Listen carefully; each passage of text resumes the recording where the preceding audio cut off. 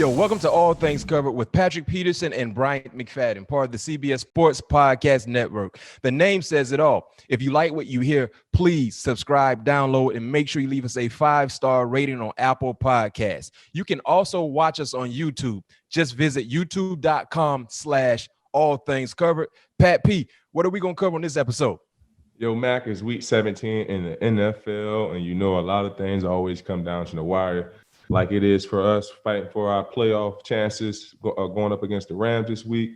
Also, we got a lot to talk about around the league. Yep. And we're going to talk to one of the biggest personalities, the most dominant man that ever played the game of basketball. Yes, I said it, the most dominant man that ever played the game of basketball, Shaquille O'Neal. Diesel. Listeners and viewers, chopping it up. You know what time it is. First quarter of our show, Chopping It Up, is a segment where we talk about, funny experiences. We take a trip down memory lane. But this week, with the first a few days away, and when you associate the first of the year, January 1st, that usually brings big time college football, bowl season, postseason as well. And both of us played, for outstanding universities, LSU, Florida State. And the question that I have during this Chopping It Up segment for Pat P, and I know your listeners and viewers would love to hear your opinion about your most favorite or your best bowl memory. You played in 3 bowls at LSU. You guys are always competitive, so you always had was a part of a nice bowl. But what's your best bowl, or what's your best bowl memory? Oh, my best bowl. And it doesn't necessarily have to be on the field. It could be, because one thing I love about bowl time, we got a lot of big time gifts. Oh, yeah. You know what I'm saying? You got that bowl bag, that swag. You got gifts. You got an opportunity, especially if you went to a good city too. Yeah. So my bowl games I went to, it was Atlanta for the Peach Bowl my freshman year. Then we went to Tampa. I think it was the Outback Bowl, and we loved Tampa. The only thing I hate about that game, it rained on the game, but the whole week it was phenomenal. In my last game, we played in the Cotton Bowl. We played against Texas A&M. But my favorite bowl game would have to be the Texas A&M because I knew that was my last game playing in the LSU Tigers uniform. Mm-hmm. But my favorite gift that I got, it would have to be we had got these lazy boys. So, when they come out, when they always ask like the older guys on the team what you think the team would like. And we had like PlayStations, a home theater system, a lazy boy. And, they have all options. So we got an opportunity to pick 2 of them, and we end up picking like the lazy boy and the home theater. So that was my favorite one because that was actually in my last year. So I end up leaving it. I end up leaving it back and giving it to like one of the freshmen because I didn't need it. I was going into the league. I was like, I can buy this when I get into the league. And Jordan was my roommate. So Jordan ended up staying for his senior year. So he already had one. So I ended up giving it to one of the freshmen that ended up coming in that year. I think it was who did I give that to? I can't even remember who I gave that to, but it was a young player who I ended up giving that to. So those are my bowl game memories. But this is a great time of the year for the kids to have an opportunity to feel like to get that experience of having not a week off, but having an opportunity to enjoy another city, getting that big league feel, because that's how we move around as being on the professional stage. Having an opportunity to get your work done, and also have an opportunity to explore the city as well. So bowl season is nothing like it, man. Oh, no question. I know for me, the Orange Bowl. I think it was my freshman year. That thing was crazy. Oh yeah. So in our hotel, we had in our hotel alone, we were where we were staying at, we had iced tea. Were y'all at Fontainebleau? We were at the Diplomat. Oh, Diplomat right there on A1A. Yes, sir. Western Diplomat. I know exactly where that at. So just in our hotel alone. Yes, sir. Yes, sir. We was amongst the stars. So in our hotel, we had iced tea and cocoa. They were staying in our hotel because, granted, like I said, it was, around the 1st. So people were getting ready to celebrate the New Year's. Rosalind Sanchez, who I was a big fan of. I took a picture with her. Man, her hair smelled so good. I don't know what type of shampoo and conditioner she used, but boy, I still have that scent on my nose. Rosalind Sanchez, the actress. We were so many superstars. And then at the game, Tiger Woods was there. Beyonce was there. Just they were all on the sideline. And that was like, I was like, okay, this is big time college football. Right. And I think the best gifts I received was when we played in the Sugar Bowl. We played University of Georgia in the Sugar Bowl. We got laced up big time. Nike gave us a whole bunch of new gear that hadn't dropped yet, that was gonna drop throughout the year. We got this nice leather Florida State luggage bag that I still have today. Extremely durable. That was super dope. We got a bunch of sweatsuits. We got some electronics at that time. I think it was some new CD players. I know that it sounds like I'm old, but back then the iPods hadn't really like dropped initially yet, so it was still using CD players and stuff like that, and some headphones. But just being in New Orleans alone, and you went to LSU, so you know that experience. So that was my first time really going to New Orleans and spending time in New Orleans, and it was a beautiful city, beautiful experience, and we had so much food, and just being, like you say, when you go to a bowl site, it's not just about playing football. You get a chance to really see the city, you know what I mean? Experience some of the city vibes and stuff like that. And I remember we were trying to get into the casino. What's the casino right across the street from the W? Harrell's? It's on Harris. Yeah, Harris. Yeah, we were trying to sneak into this casino. We was over at that W in the lobby. That W in the lobby used to be on point. Oh, Yeah. So and that was my first time having some legit beignets too. Oh yeah, right there. Yeah, because you're not too far from the Quarter either, the French Quarter. No questions. So the food was on point, but that was a real good experience because of the gifts and just going to New Orleans, going to a place I've never been before, and just being able to understand and learn more about their culture and along with the food as well. So I think those were my two most memorable bowl sites, along with the bowl gifts. Okay, talking about our bowl memories, this upcoming weekend, there are a slate of a lot of games, quality college football games getting ready to take off, some regular bowl games, but also playoff action as well. The 4 teams in the playoffs, you got Alabama going against Notre Dame. You got Clemson going against Ohio State. And when it comes to the betting angle, I know, Pat, right now you're not really involved in that, but I am, and I love to be able to fulfill the need for our listeners and viewers that are watching us that love to partake in a few gambling opportunities. So the money line, the line in the Alabama game, Alabama, they're giving Notre Dame 19.5 points. And in the first game, I think the first game is Clemson, right? Clemson and Ohio State. Clemson is giving Ohio State 7.5. So I'm not going to associate the betting line with you because you're currently an NFL player, but just from your overall, thought process and your opinion about the game, who you like in both matchups? Not associating the money, the betting angle. Yeah. Who do you like? I like Clemson, Alabama. I think they're the two top dogs in college football, and it's always been like that for the last 8-7 years. It's between those two, and you might have. I think they're the only 2 teams to win championships in the last 5 years, and besides LSU, if I'm not mistaken, huh?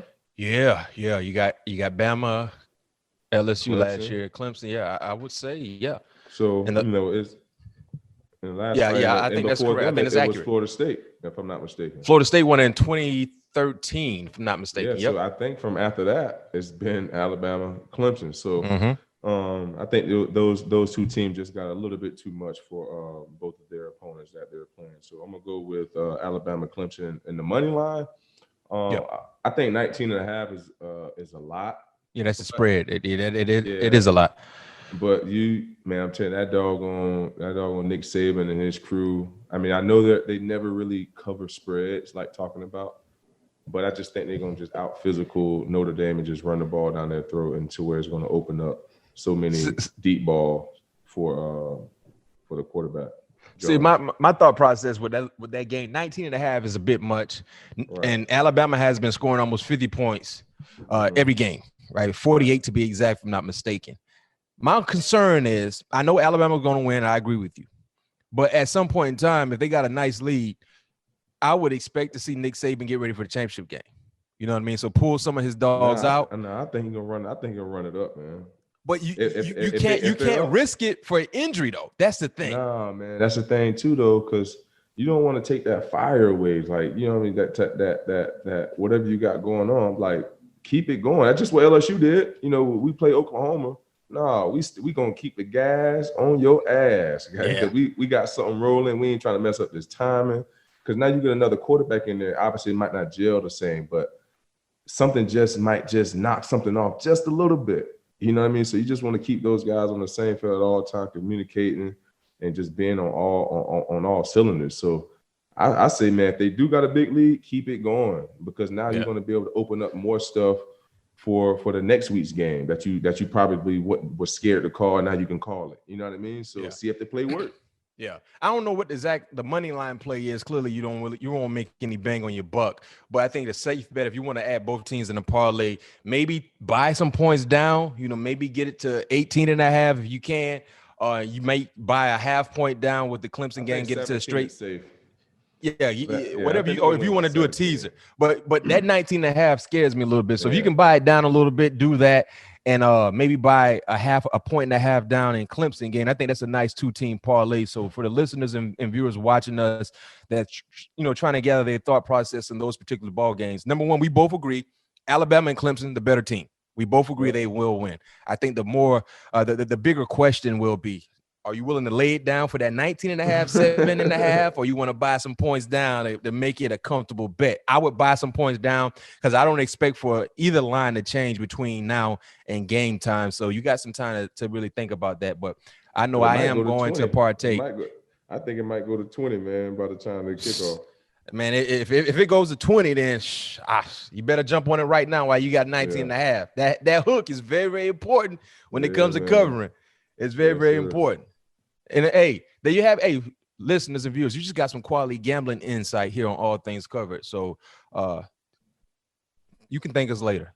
You send us a welcome card or whatever it is you might win off of our expertise and our thought process. But yeah, Bama's gonna cover, Clemson's gonna cover, but it's all about, are you willing to lay the 19.5 or the 7.5? No, now it's time for Cardinals check-in. And here's where we recap the most recent ball game with the Arizona Cardinals. That ball game happened this past Sunday at home against the San Francisco 49ers. The final score 20-12 in favor of the San Francisco 49ers.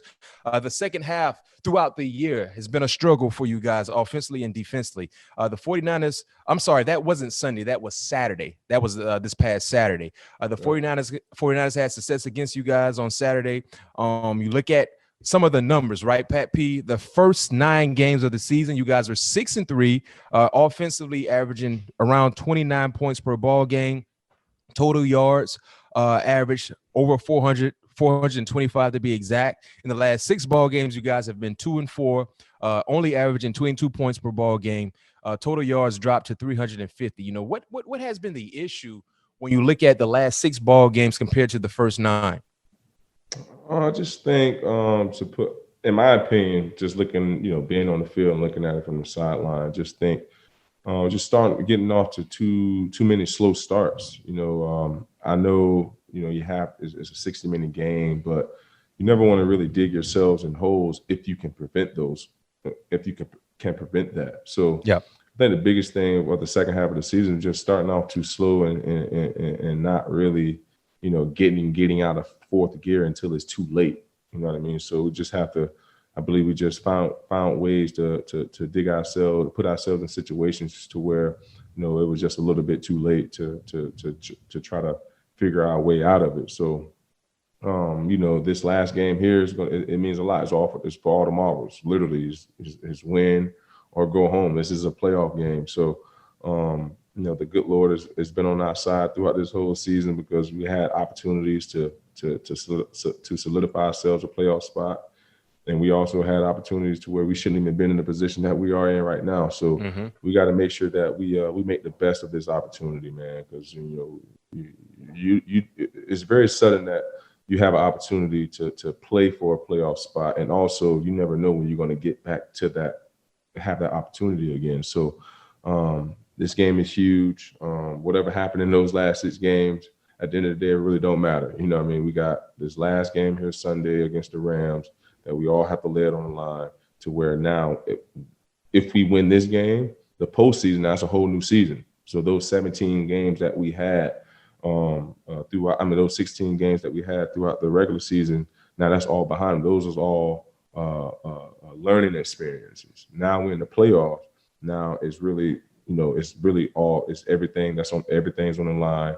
And now that stuff don't matter. Now you in a new season to where anything can happen.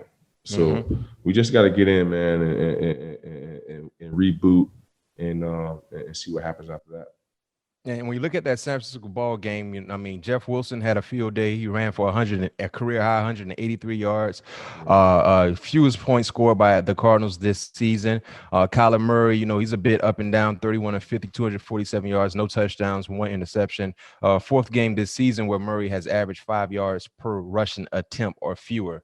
Seemed like he's not running the football as well as he did early in the year. One bright spot I would like to highlight, clearly you weren't very, very active. They didn't really target you a lot. But it seemed like you really you did some positive things on the special team standpoint. Robbie Gould, a guy who's been playing for quite some time, who I know personally one of the more accurate kickers throughout the National Football League. He missed the field goal and he missed the extra point. And it seemed like you rushing off the edge had something to do with that. And one thing I know about a lot of veteran players, and you know this as well, you're a 10-year vet, you've been an all-pro, you've been a Pro Bowler throughout your career. But when you have an opportunity to impact the game on the special teams, you go at it full throttle. And you didn't block the kick, but did you realize you actually affected the kick? I think I did, man, because obviously me and Robbie, we got with him being with the 49ers, we have a long relationship. I think Robbie probably missed the most kicks against us, if I'm not mistaken. I'm serious. We might want to pull that stack up. Because I believe I blocked one front of him. Maybe no, actually that was Phil Dawson who I blocked, but I never blocked one from Robbie. But I affected a bunch of kicks to where the snapper dropped it, or where he tried to pull it away from me. Like there was a couple of those kicks, he was trying to kick the ball away from me. And there was another one where he was trying to kick it out on the outside of the goalpost and try to curve it back in, but it just stayed out there. So, and we know Robbie, we get this stat every year, the time that the kicker kicks the ball off, and Robbie was around a 1-3. So any kicker that I know that's around like a 1-3 or 1-2-7, that I got a pretty good opportunity of affecting the kick. So we knew, obviously playing against Robbie for, I think it's my 6th time playing against him. So we play against those guys a lot. And like I said, with him having that timing of a 1-3, I have a better opportunity of making my presence felt on him trying to tip the field goal. Yeah, and that's just as good as blocking it.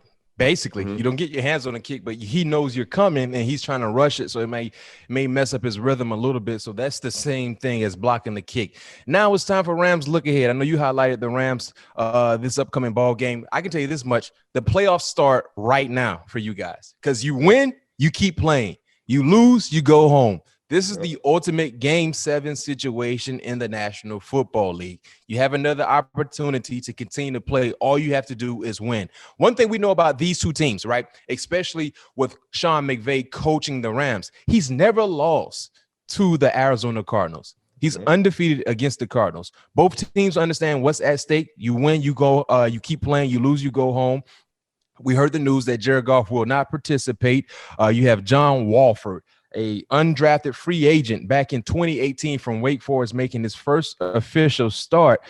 You guys don't have any film on John. So how do you game plan and study for a quarterback you have no professional film on?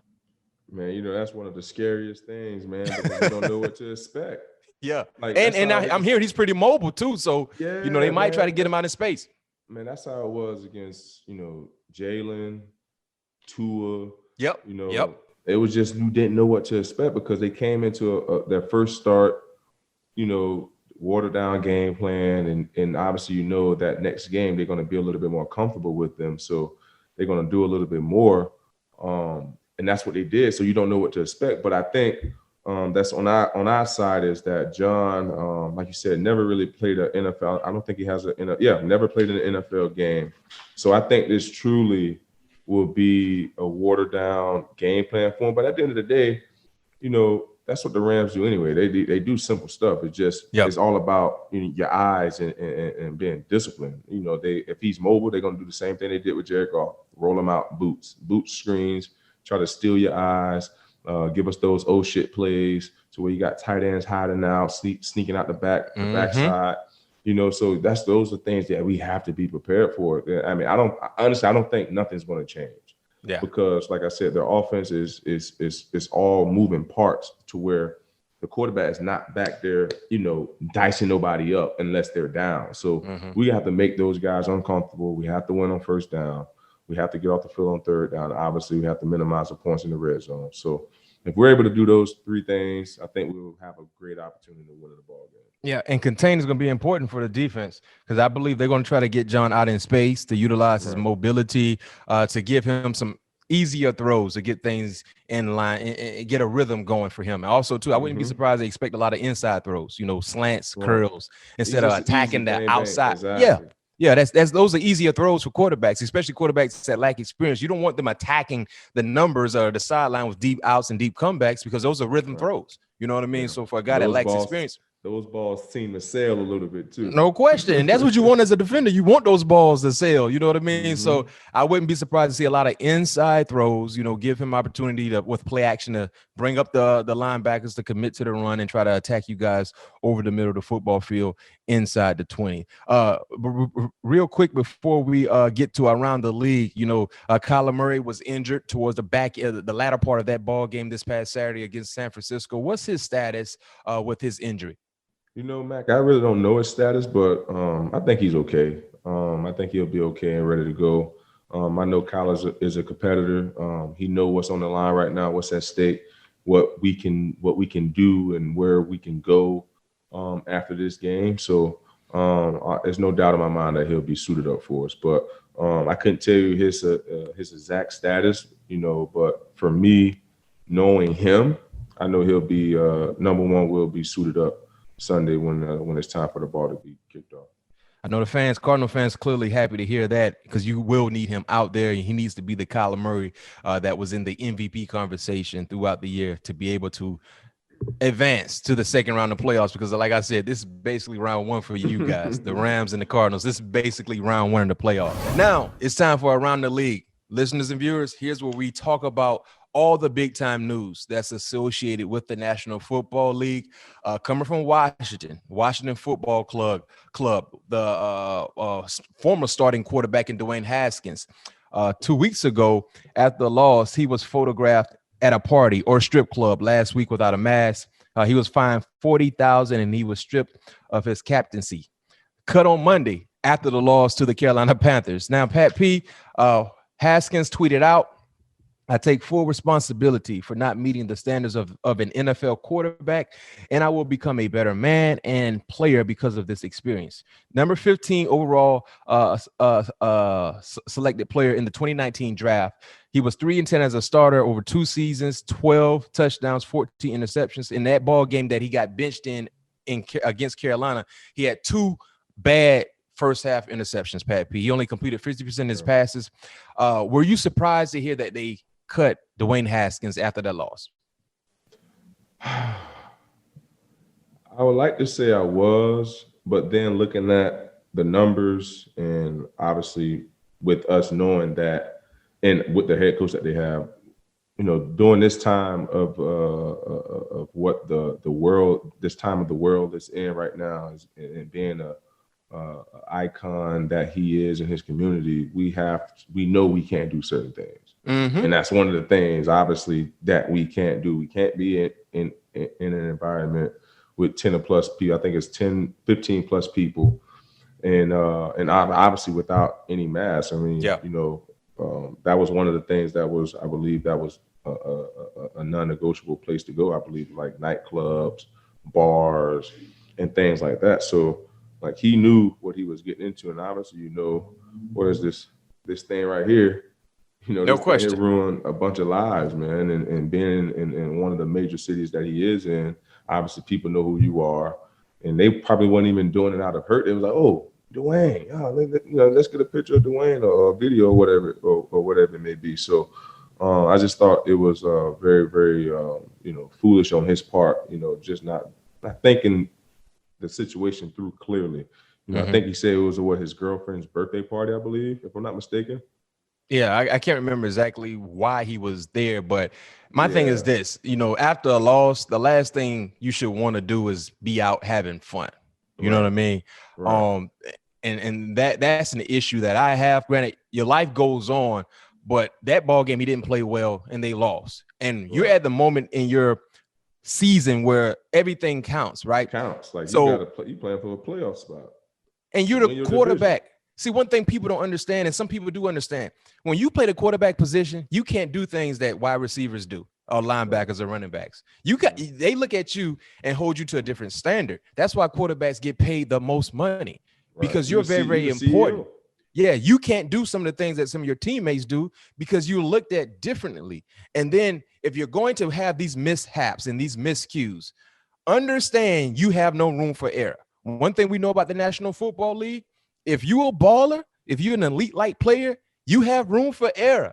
They will allow you to mess up and do things that you're not supposed to do because they know when you get in between the lines, you're going to ball out. Right? I James Harden. No question. Some people don't get treated the same. We know that in any profession, any employment opportunity. If you bringing in big time numbers, they might be okay and you showing up late here or there. But if you're not bringing in big time numbers, no, you better be on point. And me personally, if he plays well against Carolina and they win that ball game, he don't get cut. Right. He don't get cut. I think they take his captain, but I don't think he get cut. Yeah. He's not a captain anymore.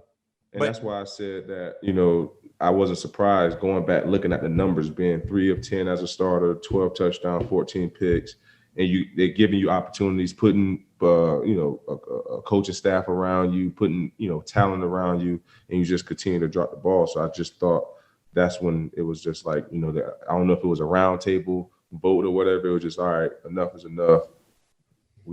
He got to get out of here. Yeah, and also, too, last thing about this situation with Dwayne Haskins, man, your head coach, Riverboat Ron, was battling cancer in the beginning of the year. That's extremely serious, right? And you out, as the old people say, you out gyrating around with no mask on. Gyrating. That's what old folks say. You out here gyrating around with no mask on. You don't, it's not just about your teammates, but you put your coach in harm's way. You know what I mean? So if I was a player on that team, why should I feel some type of way? Like, man, like you couldn't wait for a few weeks when the season could be over and we either in the playoffs or we're not in the playoffs to do whatever you want to do to gyrate around town and with no mask on. I mean, that's the thing that I think got that hit home for that organization when all the support that Riverboat Ron has received and, being battle tested with that serious issue, health issue, and you go out and do that. Number one, quarterbacks, you can't do that. Number two, you got to be smart and understand the moment that you're currently involved in. And other news associated with the Dwayne Haskins story. I don't know if you saw this or you heard about the statement that Booger McFarland made regarding Dwayne Haskins, ESPN football analyst. He said on Monday Night Football, he claims black athletes, they're more concerned about their brand. I'd like to get your thoughts on this statement. The same can be said for our listeners and viewers watching us. This is his statement, Pat Pete. He said, they come into this league. And when he said they, I assume he's talking about black athletes, black NFL players. They come into this league and ask themselves the wrong thing. They come into the league saying, not how can I be a better player? They don't say, how can I be a better teammate? They don't say, how can I be a better person? How can I get my organization over the hump? Here's what they come in saying. They come in saying, how can I build my brand better? How can I build my social media following better?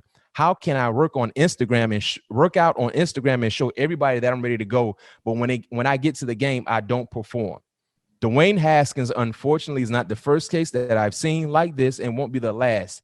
And it bothers me because a lot of it is the young African-American player. They come in and they don't take this as a business. It's still a game to them.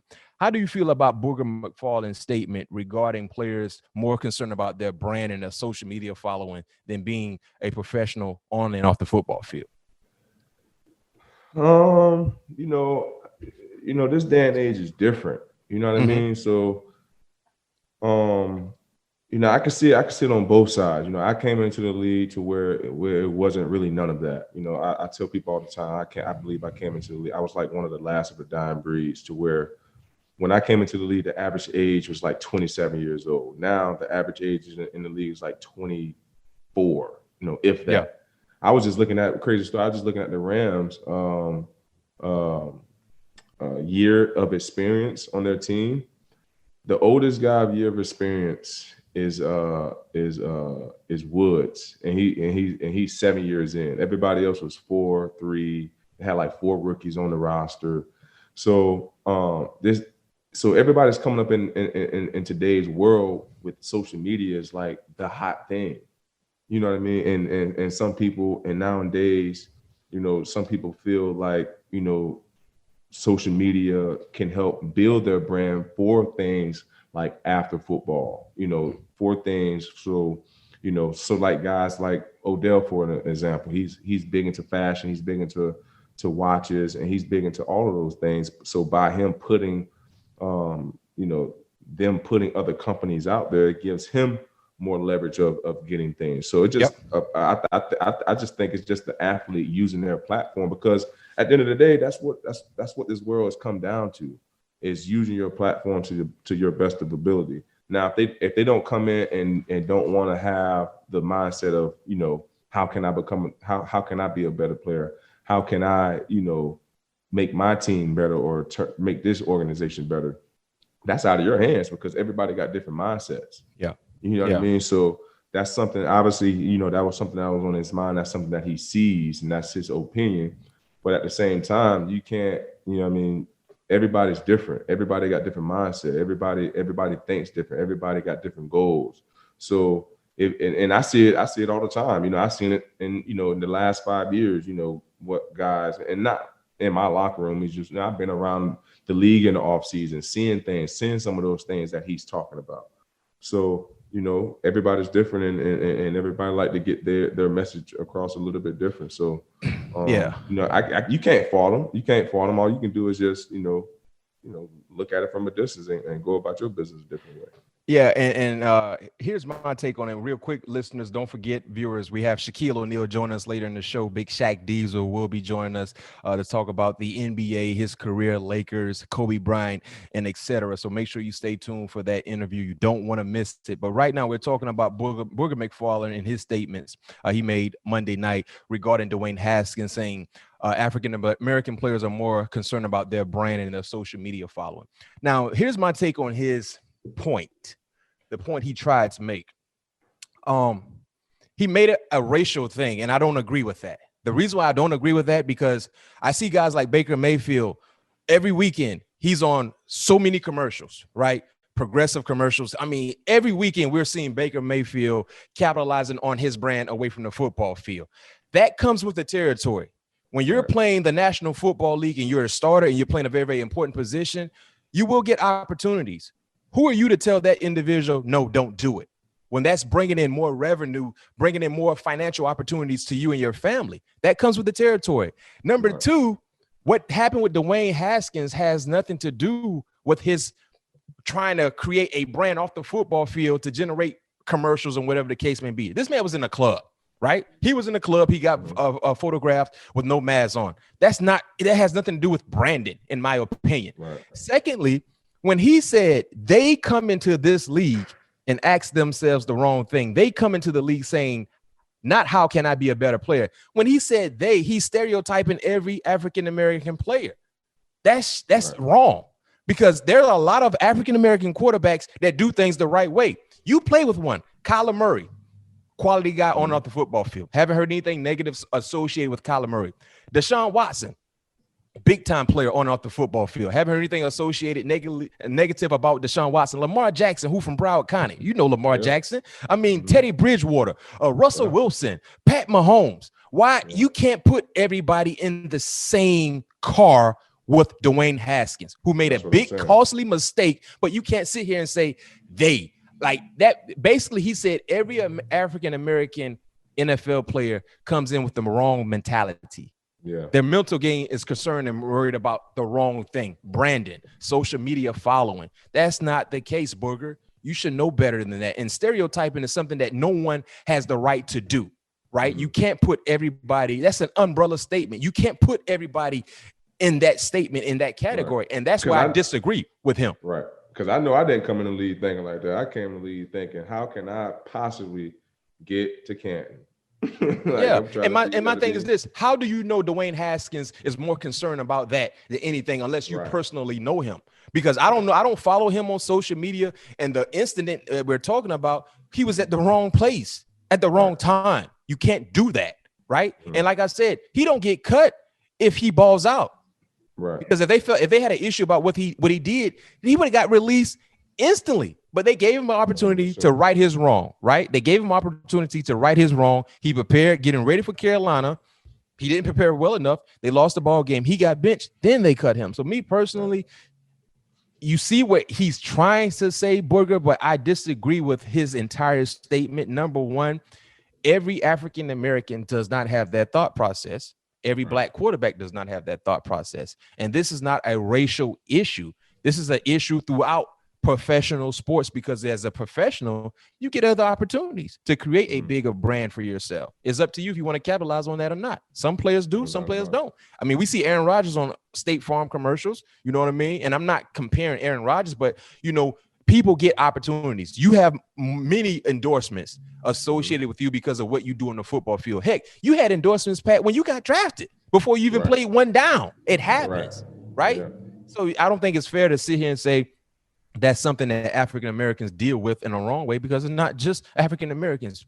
Professional players get these opportunities. So me personally, that could be an ongoing debate, but I love hearing your take. And I know our listeners and viewers probably have something to say about that as well. So you can tweet at us and give us your opinion about what you feel with the Dwayne Haskins situation. I wasn't surprised he got cut, and also too with Booger McFarland in his statements. And speaking of Brandon, a friend of the show, Juju Smith-Schuster, had a huge game this past Sunday against the Colts. They were able to win the North, the AFC North. The division goes to the Pittsburgh Steelers. Instead of dancing on the logo, which was a big topic last week, he decided to do his dancing, his TikTok dancing in the locker room with some of his teammates. And we had Juju on the show, and you remember he was talking about so many the opportunities that he has away from the football field because of what he does on the football field. Do you have an issue seeing things like that? You know what I mean? And leading up into last week's ball game, dancing on the logo, and we spoke about that here on the show, Pat P. But seeing guys celebrate in the locker room and knowing that it's associated with an opportunity, do you have an issue with that? Oh, no. I think you've been in many victory locker rooms. I mean, it's nothing like that feeling, because you put in so much work throughout the week, and to finally to exhort all your effort, your energy into getting that common goal for that one day and that dub, no matter how it comes, it's nothing like it, man. So I love the fact, you get the opportunity to share those memories with your brothers, with your coaches, because those are things that's going to live with you and when you leave the game. Those are some of the things, memories and stories you'll be able to tell your kids when you get, all old and crankly. So I think that's one of my favorite times. That and the plane ride back from a victory. Those are definitely some of my favorite moments throughout the season. And man, they won they won a division, so that's the reason to celebrate. No doubt I know about people felt some type of way about Juju individually dancing on their logo on the road, and I understand when it comes to that standpoint, because it's about respect, right? But when you're in your locker room or when you're in your home field, that's where you lay your head, basically, right? So you win your division. I'm pretty sure if you guys win a division, man, y'all gonna be gyrating around in the locker room as well. No doubt about it. That's how we was when we won the division 15. We played Philly that Sunday night game. That's that game David went crazy. And we was the same as that way. Yeah, I mean that's a big achievement. Something that every team, that's one of the first goals that teams set for themselves. Win a division. Exactly. So winning division is a huge achievement. And we know with Juju, he has a large social media following on YouTube and everything, Twitter and Instagram. So I'm pretty sure, that this will create another opportunity for him away from the football field. Now, listeners and viewers, it's time for halftime. But before we go to break, I would like to remind you guys, viewers, you can get more All Things Covered content Podcasts, anywhere they are found, including Apple, Spotify, and Stitcher. YouTube, youtube.com/all things covered. Instagram at all things covered pod. Twitter at ATC covered pod. ATC all caps, P capitalized as well. Make sure you give us a follow. Make sure you leave us a 5-star rating as well. Now we get ready to go into halftime, but when we come out of halftime, instead of jumping right back on the gridiron, we're going to get on the basketball court. And Pat P used to hoop a little bit back in his day. I know I used to hoop a little bit as well, but we're playing against one of the biggest in the NBA. He's still a big-time personality away from the ball game as well, doing his commentating thing on TNT inside the NBA. Shaquille O'Neal will be joining us here on the show. All things covered. Make sure you stay tuned. Like I said, ladies and gentlemen, we're going to have one of the biggest stars and one of the best NBA players to ever play the game. He's a 4-time NBA champion, 3-time Finals MVP, a 2000 NBA League MVP, a 15-time All-Star, a Pro Basketball Hall of Famer, and most importantly, a LSU Tiger, Shaq Diesel. What's happening, baby? First of all, you forgot to say the best LSU Tiger, but that's okay. All right, the best LSU Tiger to ever land, to be in Baton Rouge, Shaq Diesel. How you doing, baby? First of all, young brother, I want to say I'm proud of you, brother. You're doing your thing. Tell your family I said hello, and may God continue to bless you. I appreciate that, Shaq. Man, we know 2020 has been kind of crazy and tough for all of us. And obviously, you know, we're missing, I know, someone very, very dear to you, and being a fan from afar, Kobe Bryant. But what have you learned throughout this 2020 year? Well, before I lost Kobe, I lost my sister. And I learned that if you have something to say to somebody, say it. I was so busy working, trying to take care of the family and just trying to, continue to build business that I only got to see my sister 4 or 5 times last year. Which is a shame. So after she passed away, I moved my mother, my other sister, my other brother around the corner. So now I get to see them all the time. And it's just that, and I always tell kids, listen to your parents. My parents have always been there for me. My dad passed away about 8 years ago, but my mother is the controller of my program. And it was nice that I haven't played in 10 years, but I could still go in any neighborhood and say, Mama, pick a house. And she picked the biggest one, and I paid for it cash, no nothing. I said, I need you close to me. Did the same thing for my other brother, did the same thing for my sister. But Kobe and I, we were respectable friends. A lot of people think you have to be best friends to win championships. You don't. You just have to have the ultimate respect, and we definitely had that. But we definitely should have communicated more. At least once a week, what you doing? Hey, what's up? We're so busy doing our thing and, trying to take care of us that, after we leave the field, after we leave the court, we go our separate ways. And that's understandable too, but I just wish I could have said something to him because I was in the gym working out with my son, and it happened the day after LeBron broke his record. So the next day, the TMZ reported, and I was like, man, it's just somebody messing around on the internet. Right. I got the call from the Laker people, and they said it happened. I just broke all the way down because I should have been able to just call them and say, what's up, boom, boom, boom, because we went through great times. We went through 90% great times, 10% bad times. But of course, they're only going to report the 10%. And I was probably at fault for that because it's all about marketing. I wanted all eyes on me. I wanted all eyes on the Lakers. So he would say something, I would say something, and I would just bring all eyes on the court. But look, we won 3 out of 4. So if I had all over do it again, what would I change? I would change nothing. Man, as the leader of the team, I had to do what I had to do to get him going. And as a young guy that had the fire and the animosity, he did what he did to get me going. That's why we're the most dominant, big to little 1-2 punch ever created, the most enigmatic, the most controversial, the most dominant 1-2 punch ever created. Hey, and I can tell you this much, Shaq, man, me and Pat, we love the Lakers. And watching how you and Kobe dominated was a thing of beauty. And clearly, he was a big time influential player for a lot of players, you know what I mean? And the same could be said for you. But when you look at your relationship with Kobe Bryant, it's a two-part question for you. What is your most memorable moment with Kobe, something that you might not have shared before? And what is the funniest story you have involving Kobe Bryant as well? Well, the most memorable moment is when he came in at 17, he wanted to be the best ever. He was like, hey, man, chill, relax. You're going to get there. And you had to like let him go because, people always go back to the Utah game where he shot those 3 air balls. He's in Utah. Yeah, he's the only guy that wanted the shot. He wanted to be great. He wanted to be in that moment. And when he missed, I was the one that grabbed him and said, hey, everybody laughing at you now, but one day people are going to fear you when you get the ball at the last second. So, it was me being the big brother, bringing him along the proper way.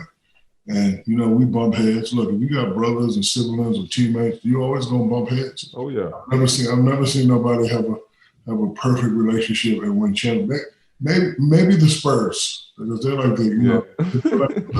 they're like the goody two shoes. But other than that, look, I don't see Mike and Scotty go at it, Mike and Dennis go at it. That's what you got to do to get your teammates going. That's what leaders do. The funniest moment is that, he would always say he's going to be the Will Smith of the NBA. He would always say that at age 17. And it reminded me of myself. The guy had goals. He had aspirations. Everything he said he was going to accomplish, he accomplished. Wow.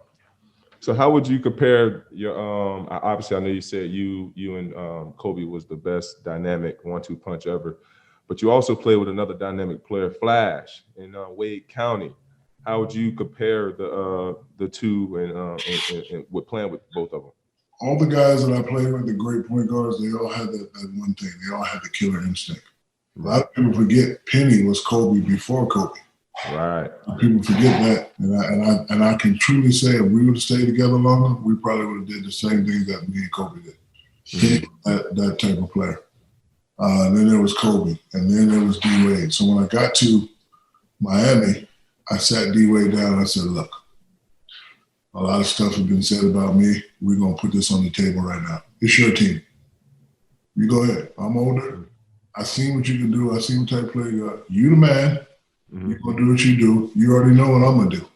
Right. It's your team. So in case the media try to, I ain't trying to take none of them. I'm just trying to win. It's your team. Right. It's your organization. I'm joining you. I say, I didn't build this. The thing in LA, I helped build that. So it was my team. But here, it's your team. You do what you do. I'm going to give you 28-15 in the playoffs. I'm going to try to give you a little more. But let's go win this thing. So we had that relationship from the start. Because I told him, I said, look, all that little nonsense that went on, that don't need to go on here. Tired of that. Older now. I know what I got to do to win. I got the blueprint. Pat Riley got the blueprint. We're going to teach you the blueprint. Boom, bang. And it was a pretty good relationship. It's just funny how the business of basketball kicks in sometimes. Because I'm the type that, look, if it ain't going to be done my way, send me somewhere else. Because I got to be in charge. Because if I do it your way, and it don't go right, I still get blamed. So if I'm going to get blamed, it got to be done my way. So then I got traded, and I was older. I understood it, but I'm just glad that I was able to get 4. One to get 5, one to get 6, but 4 is pretty good. I got 4 more than Charles Barkley. That's all I care about. Hey, you let Charles know it every night, too. You guys be on set together, man. Y'all hilarious, by the way. Y'all be giving Charles hell, nothing but hell, man. Speaking of D Wade, there was a viral video that surfaced, I think, a day or so ago. He was playing one-on-one with his son, and currently your son Shareef plays at LSU. What type of sports dad are you? I'm the type that I don't put pressure on my babies. Because I tell them all the time, look, we don't need another crazy basketball player. I need a surgeon. I need a hedge fund operator. I need a Fortune 5 CEO. I need somebody that runs a law firm. If you want to play, I have all the answers to the test. This is what you should do. So, they know that to just go out there and have fun. And I taught them early, pressure is when you don't know where your next meal is from. One day after a game, I was playing the New York Knicks. I had a terrible game. My father said, get your ass on the plane and get home now. So I got home. I was like, yes, sir. He said, what happened? You couldn't take the pressure? I was like, yeah, I just, the pressure got to me. He said, get your ass in the car. So we go in the car. And there was this homeless family that he used to take care of. There was a guy and his wife and 2 kids, and they were just out in the middle of the street. They had a little cardboard box house.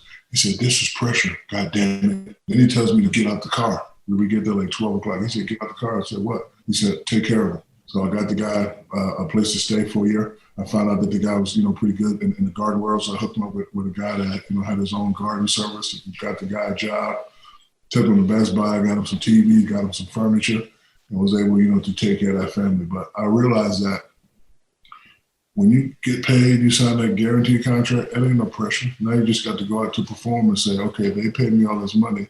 I'm going to either try to get some new money or I have to, let the people know that I'm worth this money. For example, in your sport, when I saw Mahomes get that 500, I was jealous, but that boy balling. No doubt about it. That boy No balling. Hey, he deserved every penny of it, boy.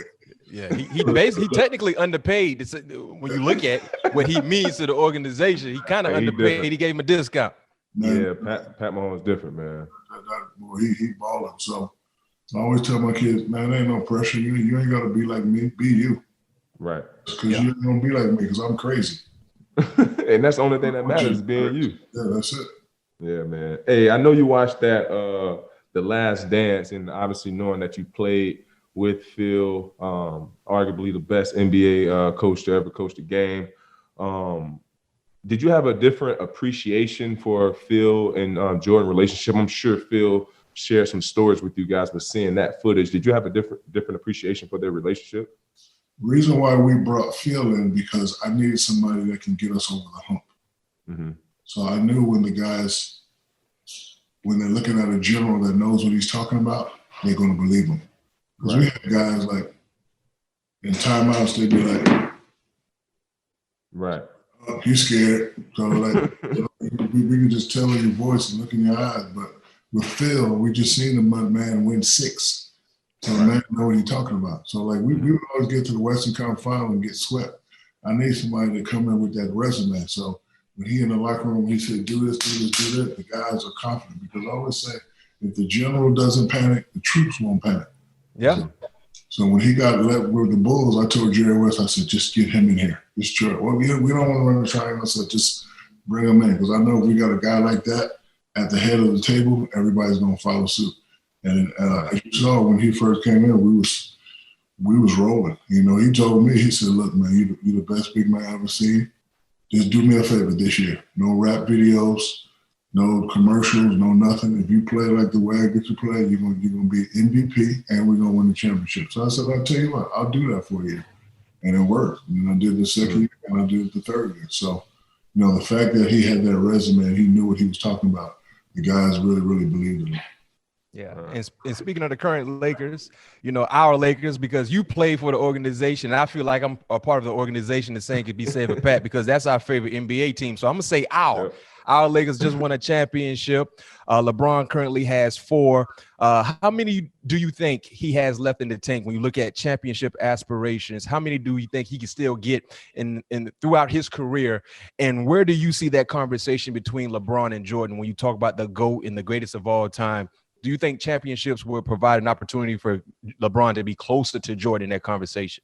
I know LeBron, and I know he thinks about what people think. Yeah. So right now he has 4. Once he gets 5, right? Because just think about it, he already passed up Kobe and Jordan in points. Now once he gets 5 championships, now he'd be closer to the GOAT. But as he gets 5, he's going to be creeping on Kareem too. So I think he's looking to pass Kareem, right?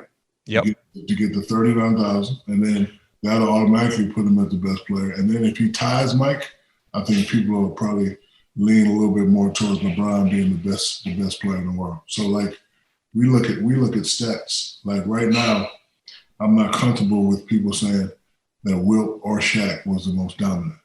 See, I have more championships than Wilt.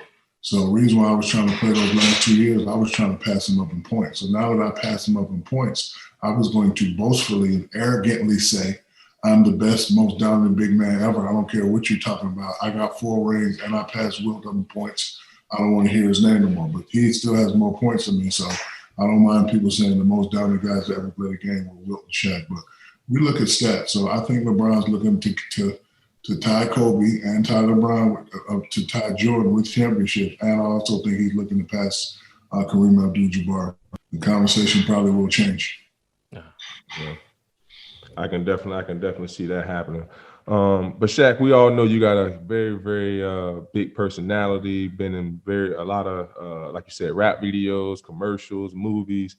How do you view the role of media, and especially former players in the media, when it comes to evaluating today's game and talent? They hire us former athletes because we have certain knowledge that regular guys don't have, right? Mm. And the second thing I say, do you guys have G14 classification to say certain things about certain guys? Like a lot of times when we say things, a lot of people think it's hating. But I tell the young fellows all the time, no. I got G14 classification. So if I'm saying something, what you need to do is look at what I'm saying, because really I'm just trying to help you. Because guess what? I know what I'm talking about. Right. Certain people, right? They're great players, but do they have the championship? Do they really know what they're talking about? That's why I be jumping on people sometimes, because I'm like, how do you know? I know. I've been to the promised land, and I've been anointed the king when I got to the promised land. But you know, I think I like when I hear athletes talk. Some guys probably go overboard. I go overboard every now and then, but I don't go overboard in a hateful way. I go overboard in an informational way. Like a lot of people think I was jumping on Dwight Howard. No, man, I'm telling you how to be a great big man. 28, 15. He's not you. So I don't want him to be me. I want him to get 28, 15 so he can dominate. Yeah. But I like the role of athletes, you know, especially guys on the NFL side. They do a good job. They give me certain insight that I wouldn't know. And I hope we do the same thing at basketball. But, you know, I always say, do guys have G14 classification to be talking about players like that? And then as a player, if you're looking at a guy who wasn't a good player and he's talking trash, I know that really pisses you off, because it used to piss me off. Like, bro, what the hell are you talking about? Right. Yeah. Hey, so are you and Chuck really like that off camera though? Like how you guys are on camera? Chuck is like the older brother I've ever had. Because one thing we understand is respect. Mm-hmm. Like he don't say what he say, cool. I'm gonna say what I say, but the respect will never be lost. Right. That's how I think it should be in life. People should be able to have their own views and their own opinions. You say it respectfully. Like you can get loud, but I'm gonna get loud too. Like we just, you know, keep the respect there. And that's the same thing with me and young fella. The respect was there. He could say what he wanted, I could say what I said, but if I get double teamed, guess what I'm looking for? And when he get double teamed, look at the beam. Yeah. Like people always, I said, bro, after I won the championship, who's the first guy to run and jump in my arms? Kobe. Exactly. So yeah, the way the media portray it, like we hate each other. No, it ain't no hate. It's just hate, difference of opinion. No, it was two alpha dogs going at it. That's what I'm saying. I want to shoot. No, I want you to throw it aside. No, I want. Hey, you know, respect was there, and I think that's why we was able to win 3 out of 4. But you know, his mom and my mom had the same type of relationship. You should see them ladies playing cards and dancing on the slide. You know, his mom was a wonderful woman. And I didn't know that his mom and my mom were best friends until we got into the little fight. Wow. Really? Yeah, so after we got to the little fight, because I swung with the left because I wanted him to come on the inside because I was going to hit his ass at that nuclear. Outside and did the little flip thing. So as soon as I got in the locker room, security said, hey, man, it's your mom on the phone. So my mom and Charles' mom was on the phone. She said, hello? I was like, hello? Like, this is Charles' mom. Y'all need to stop that. And I was like, who's this? She's like, and my mom was like, baby, that's Charles' mom. We've been best friends for 20. Like, I didn't know they were best friends. So, like, we couldn't even take a shower. When I got in the hallway, Charles was already in the hallway because he's a mama's boy. I'm a mama's boy. And I was like, much love. Hey, that's what's up. That's what's up. Hey, when you look at the state of the big man in the NBA, which big man do you respect the most right now in the game? Kenny Smith made a point that a couple years ago that didn't make sense. He said, the big guys of today are the products of their environment. So let me explain. When I was coming in, I was watching Ewan and David Robinson, guys that like to play. So when I was playing, big guys ain't want to come in there and they ain't want that LSU funk. You understand what I'm saying, Pat? So everybody started popping out, shooting jumpers, right? Mm-hmm. Jim, Duncan, Garnett. So now the big guys that you see now, that's all they do. So I don't look. I guess to answer your question, I like the guy from Denver. I like the Joker. No joke. I like to see what DeMarcus Cousins is going to do. If I was him, I would definitely make noise. Yeah, if he's healthy, I mean, I think his trajectory, if he don't get hurt, man, Boogie was a dog. Oh man, no doubt about it. Yeah, and if I'm Boogie, I'm looking at that BS contract that your boy from Utah just got. Oh yeah, what do you think about that contract? Yeah, Rudy. I mean, he got 200 million, Shaq. 200. I'm not going to hate, but this should be an inspiration to all the little kids out there. If you average 11 points in the NBA, you can get 200 million. Do you okay?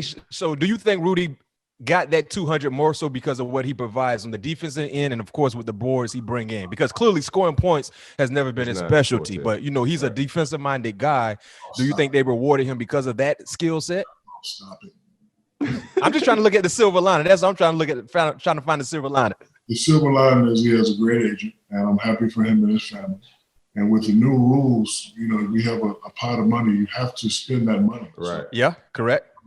I'm happy for him, but this is a moment for a lot of kids who think they can't make it. Because this is what happened to me when I was young. Because believe it or not, I was a football guy. See, y'all didn't even know that. Nah, I didn't know that. What position you played, Shaq? What position you played? Tight end. I was a hell of a tight end. Yeah. So, but one day my father came in with a newspaper and he smacked me in the face. You guys familiar with the name John Concat? No, I'm not familiar with that name. Okay, so John Concat, he was the tall guy.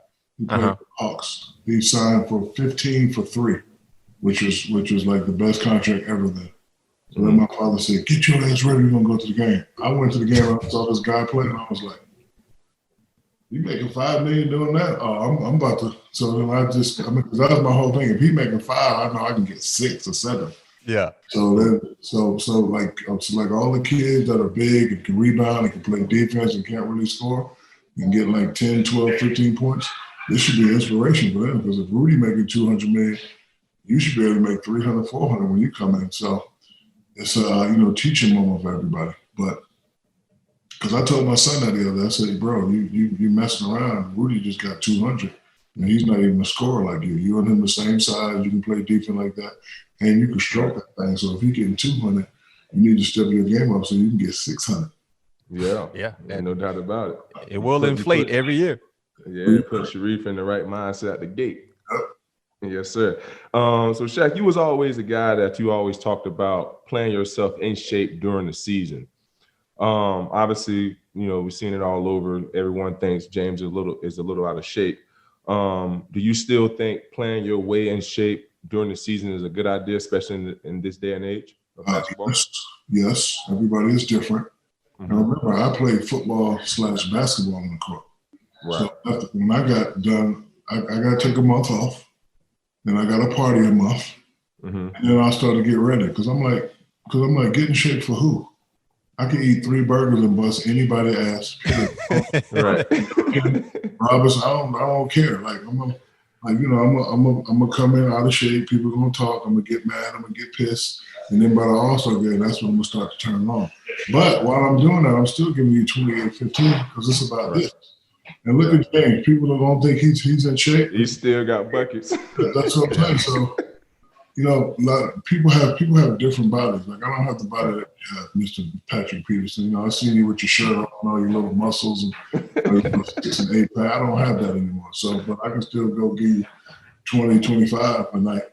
So, but that was my whole thing. I'm like, I'm not. Look, in the summertime, I got kids. I got to take them to Disney. I got to do my daddy duties because they sacrifice a lot for me during the season. Yeah. So for the summer, I got all that for them. I ain't got time to say, "Baby, I'm going to practice." They're like, "Daddy, can we go here? Can we go here? Can we go here?" So I took care of that. And then playing myself back in shape, that's going to be easy. Because remember, who the hell was I getting ready for?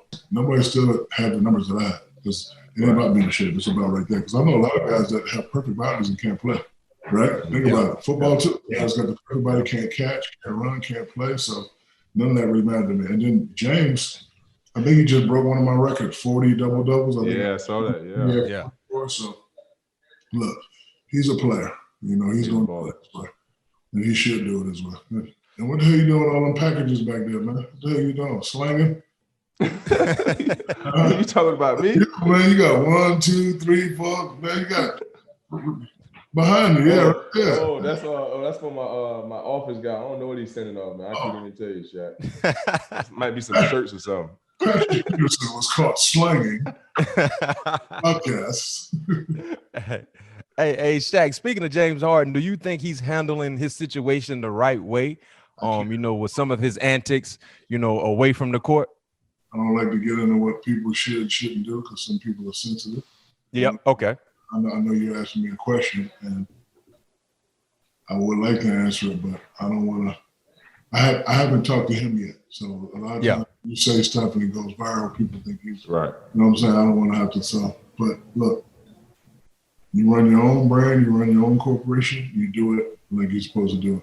It's just at some point, and unfortunately for us in all sports, you can be a great player for as long as you want, but until you win, you don't get the validation from them, whoever them may be. Right. So that's the unfortunate about being a great athlete and a great player. So what about this then? Your basketball expertise, your thoughts on the game. If he was to get traded, what do you think would be an ideal destination for him as a player, and also for what that team potentially could need to get to that hump of competing for a championship, get over that hump to compete for a championship? You could be the best player in the world, but you still got to sacrifice. Yeah. My sacrifice was fourth quarter, Kobe time. Especially if I'm not hitting free throws. First 3 quarters, bring it to me. I'm going to get all these bums in foul trouble, get everybody complaining. I'm going to get us a comfortable lead. Fourth quarter, it's all yours. Like, it was some fourth quarters I could have told over, but no, it's his time. So, a lot of people don't like to dribble, shoot. You look at Golden State when they was on their top, it was pass it, shot. Pass it. Like, I don't. It's going to be hard. Unless he scores 50 and 60 every night, which is really hard to do, it's going to be hard trying to do it by yourself. He needs to utilize his teammates. So if he goes to a team that has a lot of talent, like, remember when he was playing with OKC, if they would have stayed together?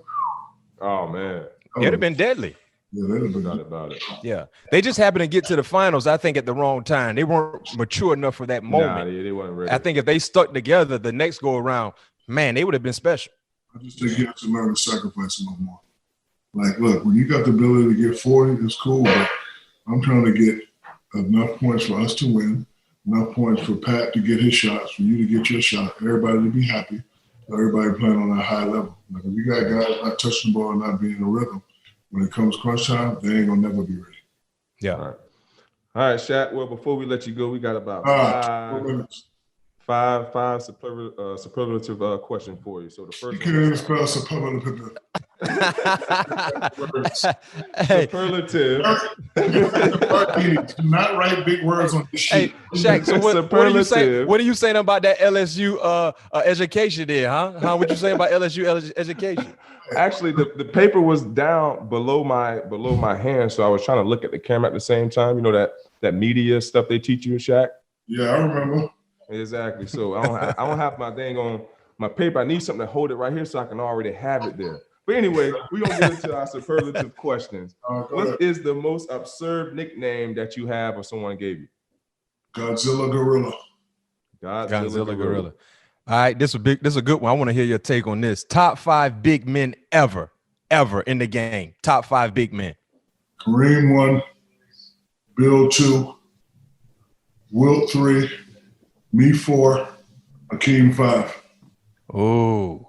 Who was on the outside looking in? Who would be that 6th guy if you had to have a UN, David Robinson, those guys.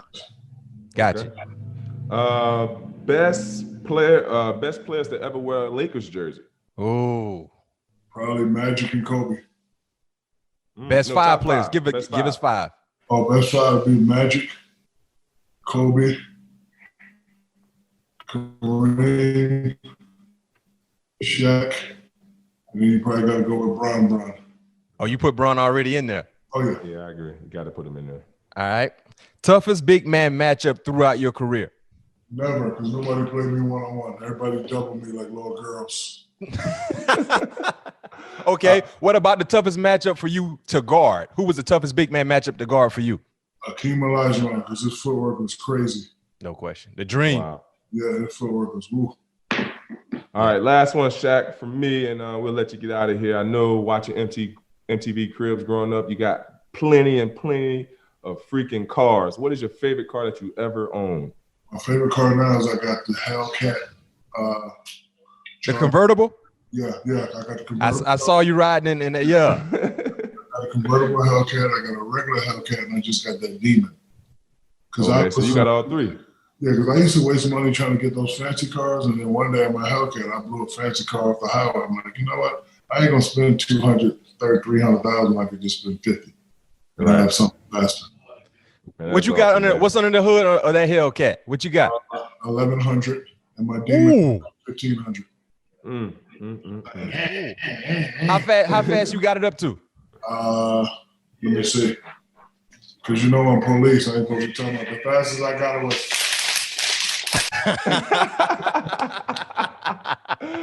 Oh man! Hey, last one for you, Shaq. Last one for you. We know you have your own podcast as well, doing a great job. You know you're a global individual, so you've met the who's of who. But who would you love to have on your podcast as a guest? Right, when you look at all the superstars and entertainers, who would you love to have on your podcast as a guest? Halle Berry and Rihanna. Say it again. Halle Berry and Rihanna. Yeah. Oh, I like it. Well, I'm pretty sure, Shaq, you can make that happen, Shaq. Right? Oh, that's easy. Nah. Hey, I ain't gonna lie. One time I was in the elevator, and then Halle Berry came in the elevator by myself. My goddamn stomach and kicked all the way in. I was like. Wait a minute. You were nervous and starstruck? Bro, froze. The great Halle Berry. How long ago was this? This is like in '99. Oh, when she was still in her prime too. Yeah. I flew to the airport and she got out. She's like, "Okay, Shaquille, I'll talk to you later." I was like, "Oh man." Well, we appreciate you, Shaq, for coming on the show, man. But this is nothing but love. Go Tigers, and you continue doing big things in the showbiz, man. We love it. Right, hey, real quick, Shaq, before we let you go, when the next time you get on the set with the guys, Ernie, Kenny, and Charles, can we? Because you always chase Kenny to the board, right? And usually you beat Kenny. You got a nice your first 5 yards is pretty nice, by the way. You still got some quick feet. But is it possible? Can you get Charles to try to race Kenny to the board? I will. Oh, that'd be dope. Okay, we gonna be tuning in. I want to see Charles race Kenny to the board if that's possible. Oh, be watching. All right, Shaq, man. I appreciate it, Shaq. Thanks again to Shaq, and thanks to everyone for listening to this episode of All Things Covered. If you like what you hear, make sure to subscribe and leave a 5-star rating on Apple Podcasts. If you missed it, there's an episode with Kirby Smart in the feed right now. We'll be back with you next Tuesday, where you can expect all things will be covered. Peace.